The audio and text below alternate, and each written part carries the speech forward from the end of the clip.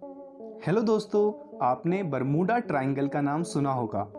Atlantic महासागर में वो इलाका जहां बहुत से विमान और जहाज रहस्यमयी तरीके से गायब हो जाते हैं। सदियों से इस राज को सुलझाने की कोशिश हो रही है, लेकिन मसला जस का तस है।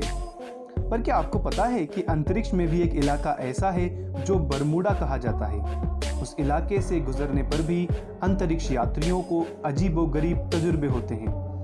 उस इलाके से गुजरते वक्त अंतरिक्ष यानों के सिस्टम और कंप्यूटरों में खराबी आ जाती है। अंतरिक्ष यात्रियों को भयंकर चमक दिखाई देती है। ये इलाका दक्षिण अटलांटिक महासागर और ब्राजील के ठीक ऊपर के आसमान में है। इस इलाके से जब अंतरिक्ष यान या स्पेस स्टेशन गुजरते हैं तो कंप्यूटर रेडिएशन के शिकार हो जाते हैं। अंतरिक्ष यात्रियों की आंखें सफेदी से चकाचौंध हो जाती हैं। इसकी वैज्ञानिक वजह यह है कि सूरज से हमेशा ही भयंकर और जलाने वाली किरणें निकलती हैं। इनमें इलेक्ट्रॉन होते हैं और विकिरण यानी रेडिएशन भी होता है। जब ये विकिरण सूरज की रोशनी के साथ हमारी धरती के करीब पहुंचता है तो धरती के ऊपर स्थित एक परत, जिसको वैन एलन बेल्ट कहते हैं, वो विकिरण को हमारी धरती पर आने से रोकती है। जब सूरज से आने वाला ये रेडिएशन धरती की बेल्ट से टकराता है तो ये अंतरिक्ष में फैल जाता है। अब हमारी रक्षा करने वाली ये बेल्ट धरती के ऊपर एक बराबर नहीं है। वजह यह है कि धरती गोल नहीं, ये ध्रुवों पर चपटी है, वहीं बीच में थोड़ी ज़्यादा मोटी है।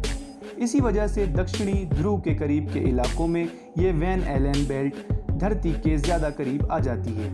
इससे अंतरिक्ष में उसी हिस्से में सूरज से आने वाले रेडिएशन का ज़्यादा असर दिखाई देता है। अंतरिक्ष यात्री स्पेस के इस बरमूडा को साउथ अटलांटिक एनोमली कहते हैं। आमतौर पर अंतरिक्ष में उस इलाके से गुजरने वाले अंतरिक्ष यान और स्पेस स्टेशन जल्द से जल्द उसके पार निकल जाने की कोशिश करते हैं।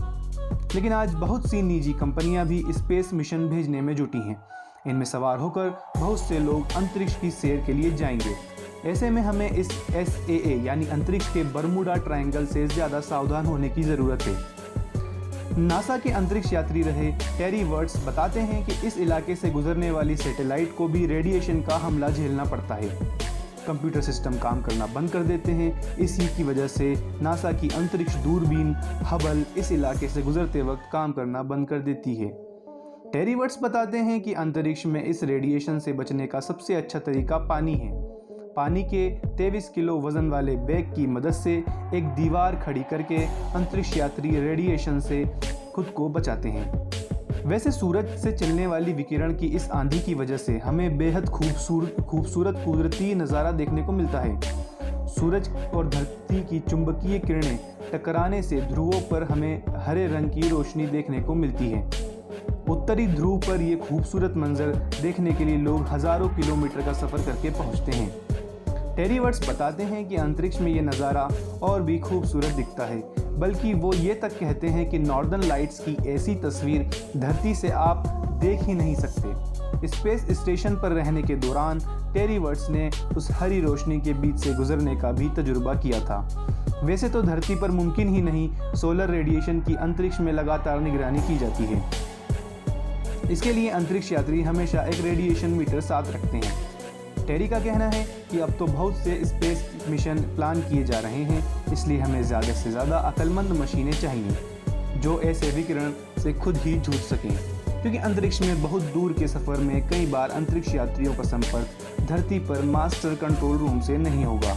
ऐसे में ये मशीनें खुद ब खुद हालत से निपट सकें। इसके लिए हमें नए कंप्यूटर बनाने होंगे। तो दोस्तों, कैसी लगी आपको हमारी आज की वीडियो? अगर आपको अच्छी लगी तो प्लीज़ इसे लाइक कीजिए और हमारे चैनल को सब्सक्राइब कीजिए।